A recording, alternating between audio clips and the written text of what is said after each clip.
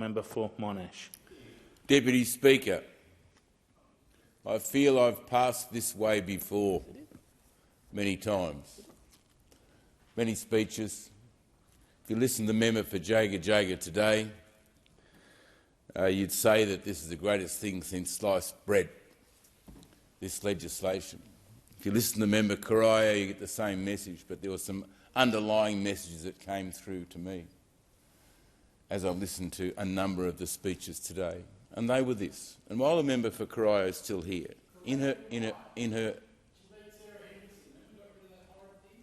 whilst we've been considering the issues, and I thought her speech was very effective on behalf of her electorate, but when she said we've got to support businesses so they're not affected. Well, hang on. All of the press releases, everything says that all of these businesses are going to be affected. It's just how much they're affected. My concern with the legislation is we don't know how much they're going to be affected. We haven't got any idea. And nothing I've read in all the information tells me that this is exactly what it's going to cost. Now, I know governments can't get everything right, and Treasury doesn't get everything right, and the climate group don't get everything right, but shouldn't there be some reasonable guide that I can tell my community that this is what it's going to cost? Because these big organisations, and 215 of them across Australia, and of course this will capture more as time goes on, because as people grow, so they come in under this target as a business grows. And it says here in Chris Bowen's own press release, the ABC, of course, you can't reduce production to reduce your emissions. No. Otherwise people would have an incentive not to grow their business. So they said, oh no, you can't do that, we won't count that. We're going to do a separate assessment of every organisation and then tell you what your 4.9% target is. Who's going to make the assessment, for heaven's sake? I'm simple. I come out of business. I just want to know what you're putting forward. And what's saying here is we want to give business the heads up on where we're headed as a nation. Well, I want to give business a heads up as where we're headed as a nation, but this federal government to lower emissions ceiling on biggest polluters by 4.9% each year, supported by all these people, doesn't say how. It just says this is what we're going to do. Now, as you know, this type of legislation was introduced by a previous government. And in that previous government, I saw people on the other side heavily criticising legislation at the time. In fact, there wasn't one speaker from the Labor side supporting the legislation that was brought forward then. Not one. Not one. Not one. So we've done now a complete reversal where they're totally supporting the same type of program, but instead of making it voluntary, where businesses could do their very best to reduce those emissions, and we're getting there, and there's proof in the pudding, now they're saying, no, we're making it mandatory. Because we're the government that makes things mandatory. If business doesn't do what you're told, we'll make it mandatory. And we'll get all these senior business leaders to bow down before us, and bend the knee to our program, what we've decided to do. Right? And that's exactly what's going on here. So at the end of the member Corio's speech, which was great, good speech on the topic, she got the talking points right, but she also said, hey, this goes down really well with my local environment groups, all about my coastline and my rivers and the things that are happening. Do you think this legislation will make 1 ounce of difference to the erosion that is happening around all our Victorian beaches at the moment in a 200-year cycle that we've been expecting for ages? And only very strong man-made groins and other processes and rock walls can stop that.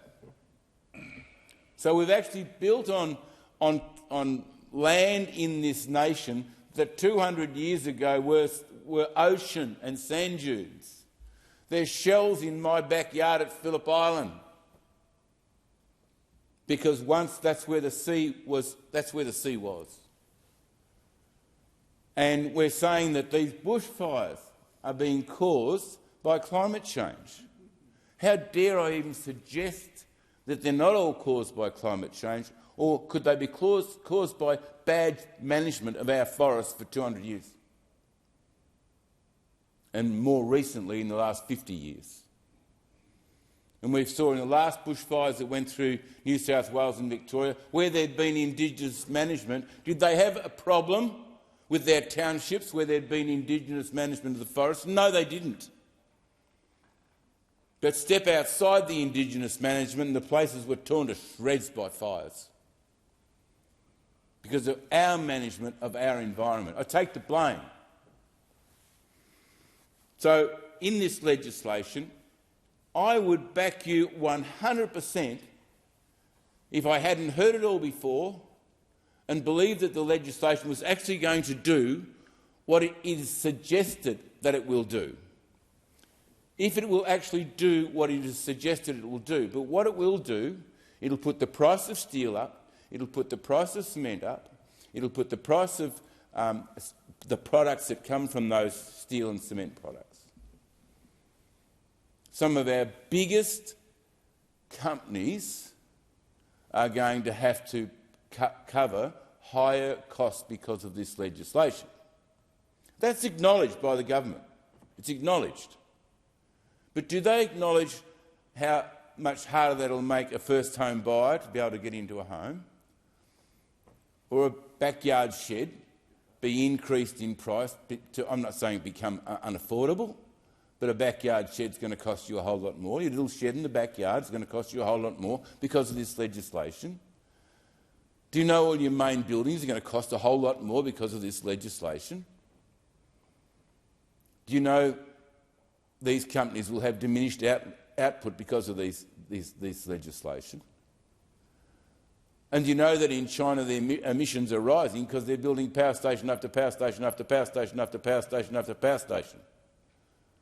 And of course their emissions are going up because they've got greater product going out.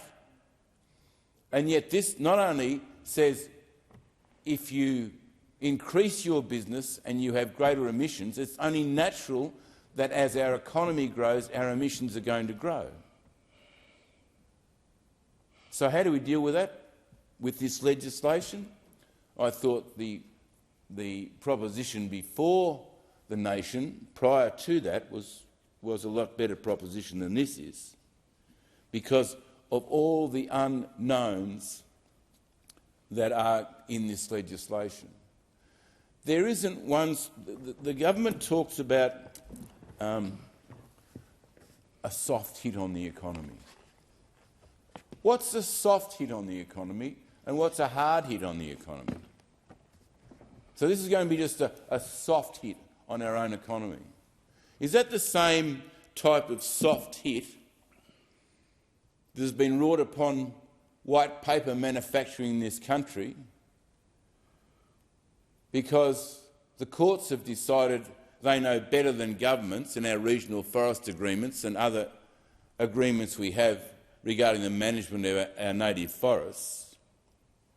Where right now, in Victoria, 400 forestry workers in one area or another, Mr Deputy Speaker, are being paid to do nothing.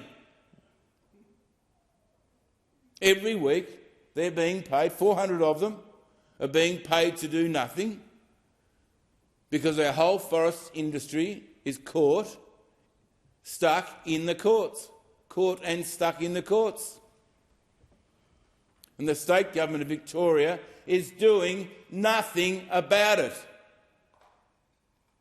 They have the power and the authority to end this tomorrow, and it's the same ideology that is driving this legislation as is driving what's happening in Victoria. And you say, oh, it doesn't count. You know, we're saving our forests. Well, unless you're going to make pellets out of recycled plastic, they're going to take the steel that members in this House produce in their electorates. You actually need hardwood pellets for those heavy exchanges of freight. You can't use pine. It's not strong enough. 2 years ago it was identified that unless there were more hardwood products being sawn through the sawn millers and put into pellets, we're going to run out of pellets. If you run out of pellets, you stop moving freight around this country or around the world. Member for Monash. And your exports stop. Member for Monash, you make a very good point. I'm just going to exit the chair on a duty roster. I just need you, before I leave, a point was made earlier on, and it's a correct point. You alluded on a couple of occasions to the member for Corio in your speech for the previous speaker. It was actually the member of Corangamite. Yeah, so if we can just get Hansard to address that. It was, well, the member for Corio is equally guilty, actually. But thanks for drawing it to my attention. I won't make that mistake again. I have very high regard for the member for Corangamite. So having said that and having been corrected, I haven't been corrected on the fact that there's 200 people supported by their union totally, their union, the CMFU Forestry Division, begging the Victorian government, begging them to do something about this issue so that we have the pellets that are going to be there for our exports and all of the internal freight moving around Australia. No pellets, no freight.